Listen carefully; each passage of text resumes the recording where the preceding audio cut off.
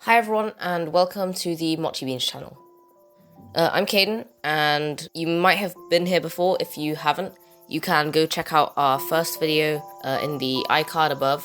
But if you have, then you'll notice that this is a slightly different type of video from last time. So I'm doing a more improvised one because on the Discord server, there were a few of you who suggested that it might be a bit better to do it this way. So I'm sort of just going to go through a step-by-step guide on how to create a good character design and how to make it look appealing to other people. So first of all, I want to go through what size your character should be. So last video I went through scaling. So this was already talking a bit about how big your pixel art should be. But I wanted to go slightly more in depth with this to talk about what pixel art actually was, because technically every image is made up of pixels if you zoom in close enough onto a computer. However, the difference between pixel art and normal paintings, digital paintings, is that within pixel art, the smallest details will always be a pixel in size. So if your smallest detail, for example, your dithering, is 3 pixels big, that's already slightly stretching the bounds of pixel art, because the detail is always 1 pixel, and that's how you define it. So when you're starting out, I'd recommend to try and learn how to use this to your advantage. To use either a 16 by 16 size for the sprite, or 24 by 24. If you are feeling a bit more adventurous and you think that you might be able to manage 32 by 32, you could do that as well. But the reason I'm telling you to start with the smaller dimensions is so that you get used to limitations, because they will help you improve your pixel art and they'll teach you how to use each pixel valuably. So now that we've got that out of the way, we can start talking about what's going on my canvas. So as you can see, I have a color palette at the top. This is a bit different to the one I was telling you about last time, because in last video, I was talking about color theory, and I was telling you how palettes should be used. But as you can see, this one is quite a big palette, because it has basically any color I'll ever need when I'm doing pixel art. So this is just a general color palette for anything. However, I'm going to be only picking certain colors to draw my art with. The colors that I'll be picking will be following the rules that I spoke about last time.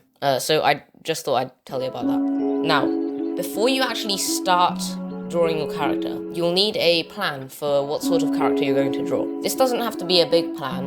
In this, I've written out all of my ideas on a Word document so it's easier for you guys to see.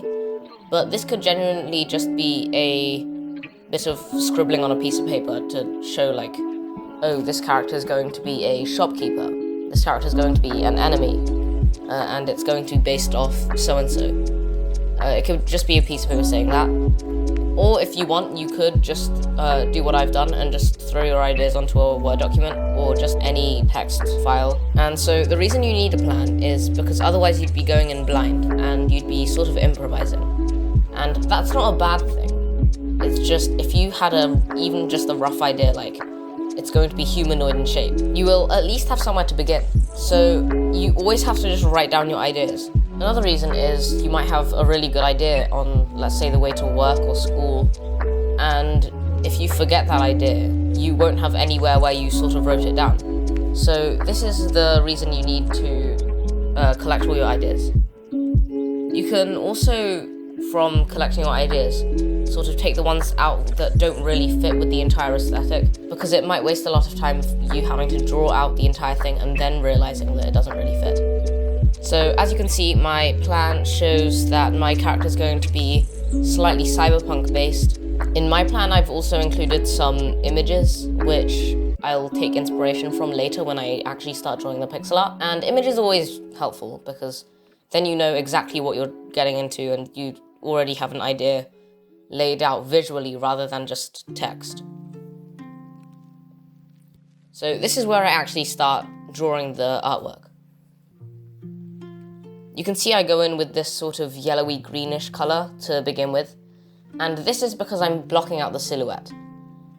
So I've taken this technique from a YouTuber called Adam C. Eunice.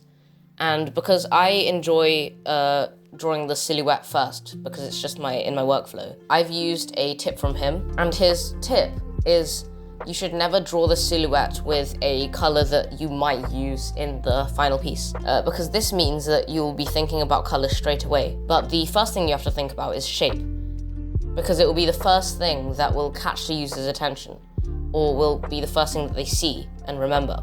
If you take some famous characters, I'm just using pixel art versions because it's easier for me to demonstrate to you, but this works for any characters. If you take a character from a comic book, if you take it from an animated film, you'll see that if you just make them black silhouettes, you already know what character they are because their designs are so exaggerated, unique. From looking at them, if it's conscious or subconscious, you can also tell what sort of personality they might have. So let's take Goomba from Mario. So most of you already know that they are the enemies in Mario, but if you didn't, you can see a sort of triangular shape. And triangles normally symbolize danger. So when one is walking to you and it's your first time playing Mario, your instinct is to try and avoid them, because you know they look dangerous. Something else that helps is also the angry eyes. You can tell from that as well. But the shape is very prominent in the design. So the designers who designed Mario, Nintendo, used something called shape language. Now, shape language is what it sounds like. It's basically like color meaning, which is what I went through in the last video, but used for shapes. And it's way more effective. I'm not saying that color meaning isn't effective, but shape is a really good way of showing what a character is and what their personality is like. So if you've heard of the game Shovel Knight, you can see that the Shovel Knight has a very, very square body and is very rectangular in appearance.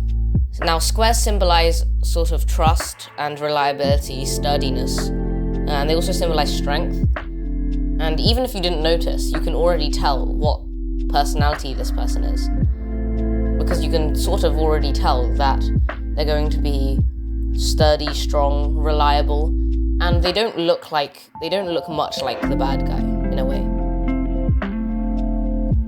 The next shape I've already gone through, which is the triangle. So triangles, as I've discussed before, are normally to show danger. And this is because they have the sharpest angles. And in human history, sharp angles always signified sort of danger, injury, or death. For example, thorns on a bush, you wouldn't really go near it because of their sharp angle. So this is the reason why triangles symbolize danger. Triangles, however, don't just symbolize danger. They can also symbolize stealthiness, because they have quite a lean-looking, agile shape.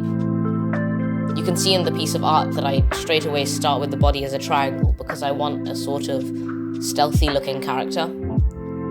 However, I do bring this triangle down to the legs later on, rather than the body, because of the clothing that I want the character to be wearing. The final shape in shape language that I wanted to go through was the circle. So the circle doesn't have any sharp edges. It's completely round, and that shows a sort of calming or soothing or friendly atmosphere. This is one of the reasons the phrase bubbly personality is used, because bubbles are circular in shape, so they're seen to be friendly. An example is Princess Peach. So Princess Peach, you can see that her dress is very round, and her hair is as well. It's made of lots of circular rounded shapes, and there's not many sharp angular corners, even on her crown. So that's basically shape language. There are some other shapes, but they're not used as prominently in shape language, mostly because they're made out of the shapes that I've already discussed. For example, hexagons are just made out of triangles, and ovals are just flattened or irregular circles. You can see now that I've blocked out the character's silhouette, and now I can start adding color. However, this might not have occurred to you, but human heads aren't normally that big, and the feet aren't normally that small. I made the proportions this way because exaggeration is very useful in terms of telling you about the character. There are certain things that you want the player or the viewer of your art to notice about it when they see this character. For example, Mickey Mouse, you can see that the ears are very big and round. You can see that the entire character is very exaggerated. And this is because it's meant for kids, and all of the round shapes help with conveying the friendliness of the character. This is why all of the round shapes are exaggerated, to pull even more into this feel or stereotype. Most of the time you want to exaggerate the shapes that I've been talking about before to show this. So back to my art, you can see that I've started adding some basic shadows, and in my art style I don't have very detailed shadows, and normally it's just one base color and one shade. However, just because it's simplistic doesn't mean I don't have to think about things like lighting. So normally in a character, you'd want the light to be angled somewhere above the character. So this could be from the top left, or just from the center. Humans are used to seeing light from somewhere up above them. This is because of the sun. If the sun was below you, I'd be slightly concerned, but if you really want, you can draw the light from the bottom. There's nothing really stopping you. It's just slightly nicer if the light is from the top. So the way I shade, I know a lot of people find shading quite tricky, but the benefit of pixel art when you're shading is there's very defined areas. So you can't really create a gradient because that takes away a bit from the pixel art effect. So how I do it is just anytime a surface is being blocked from light or is just not really near the light, so let's say it's the bottom of a surface, I will add a shade color there. And later on you'll see me go into a technique called anti-aliasing. So anti-aliasing is the way you make pixel art look slightly more smooth. So in the corners you add a sort of slightly darker or a slightly lighter color to transition between that curve a bit nicer. And anti-aliasing is normally done on the pixel level, so just the 1x1 area. It does take some practice to master anti-aliasing. Some people overdo it and put it in every corner, but you need to see where it's necessary or where it actually adds to the art without creating a messy, gradiented character. Is gradiented even a word? I feel like it's not a word, I'm not sure.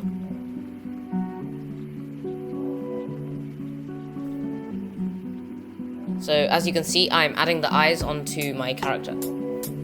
Eyes are very important in anything remotely humanoid.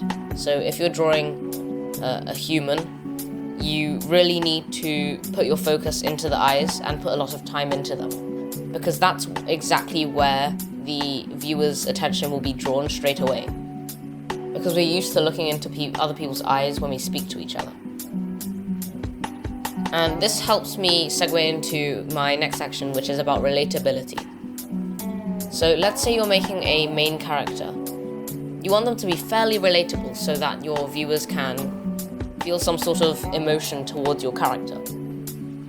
You can also try and do the opposite. So let's say you want an enemy you don't want the character to feel sorry for. You can try and make them as different as possible to sort of try and alienate them from the viewers, so the viewers are okay with just trying to defeat them, basically. So the final thing you have to think about when designing your character is the story and mechanics around it. We've already discussed a little bit about this when we were talking about exaggeration and shape language. However, going into slightly more detail, the story will, basically how the character is portrayed will link into their background, and will also link into how the game is meant to be played. If it's a space exploration game, that will tie into the story aspect of it, and it's more likely that you'll have an astronaut helmet on your character. Having a piece of clothing like an astronaut's helmet on a character will make the viewers assume that the character is an astronaut rather than them pretending to be an astronaut, as that's the most obvious assumption when you see a character with an astronaut suit and helmet. Mechanics-wise, the character has to represent how you want the game to be played. For example, Celeste, which is one of the most difficult platformers that I've ever attempted. I say attempted because I haven't completed it yet, but its main character, Madeline, is a very good example of this. You can see very obviously that her hair changes colour when you dash, and it shows the player very clearly what state Madeline is in. If there wasn't a change in sprite when you dashed, it wouldn't be very obvious after you've dashed, because the sprite and the character would look exactly the same. Therefore, you might try and jump off a ledge to another platform which you have to dash to, forgetting that you don't have a dash anymore. Finally, this is the last thing that I'm adding to my character.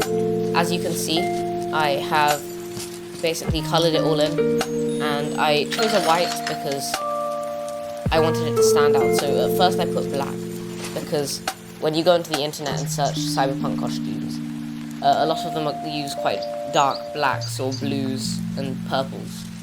However, I wanted the character to stand out from the background because it's going to be the main character.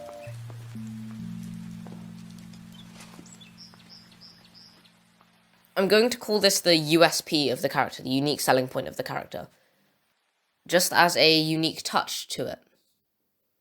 I feel like any character will have one key feature you'll remember from them. Well, if they're a significant character, but let's say you have an enemy, you're not really going to need to add a USP to them, because they're not very key in the game story-wise. So now you can see that I've basically finished my drawing. I've changed the colours a bit, because I thought they matched better, and they looked slightly cooler, just in terms of game-wise, and yeah, I think I'm done. Thanks for watching the video. If you did get to this section, because not a lot of viewers do, thank you so much for watching the video to the end. I hope you learned something, and I hope this helped you, and you can give us feedback on our Discord server. There'll be a link in the description if you want to join, and please send your character designs there. We have an art channel specifically dedicated for things like that. Anyway, see you guys later. Bye!